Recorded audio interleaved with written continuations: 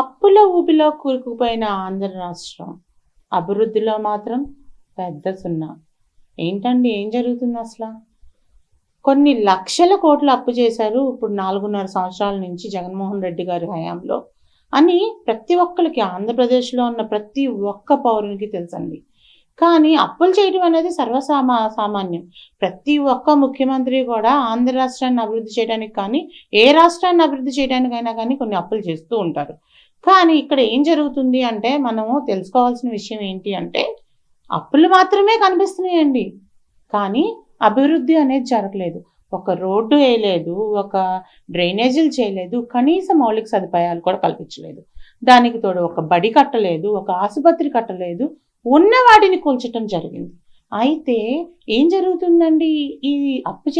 ఈ చేసిన అప్పులన్నీ వచ్చిన ఇదంతా ఏమైపోయింది అంటే ఒకసారి ఆలోచిస్తే ఎవరి జేబుల్లోకి వాళ్ళకి వెళ్ళినాయండి. అంటే ముఖ్యమంత్రి గారి దగ్గర నుంచి, మంత్రుల దగ్గర నుంచి, చిన్న అధికారులు ఎవరైనా అవ్వనివ్వండి. కానీ జరుగుతుంది ఏంటి అంటే ఆదాయం అనేది లేదు అనుకోమాకండి.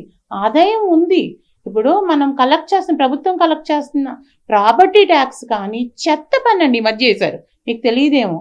చెత్త పన్ను అవనివ్వనివ్వండి, లేకపోతే ఇప్పుడు మన రిజిస్ట్రేషన్స్ మీద వచ్చిన ట్యాక్స్ అవనివ్వండి, వీటన్నిటి మీద కూడా మనకి ఆదాయం అనేది వస్తుందండి. కరెంటు ఛార్జీలు 8 సార్లు పెంచారు. ఇలాంటి వాటన్నిటి మూలాన కూడా ఆదాయం వస్తుంది. కానీ ఈ ఆదాయము ప్లస్ చేసిన అప్పు వీటన్నిటికీ సంబంధించిన అకౌంటబిలిటీ ఎక్కడుంది? అసలు అభివృద్ధి అనేది ఏం జరిగింది అంటే ఒక్కటే మాట చెప్తున్నారండి, సంక్షేమం సంక్షేమం సంక్షేమం అని.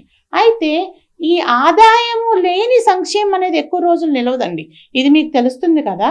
ఇప్పుడు రేపొద్దున మరొక శ్రీలంక అవ్వచ్చు మన రాష్ట్రము.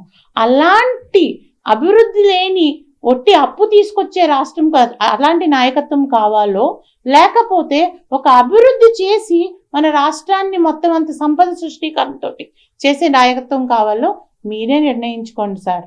ప్రతి ఒక్క ఓటరు ఆలోచించాల్సింది. ఓటు మీది, భవిష్యత్తు మీది, సమాజం కూడా మీదేనండి. Thank you.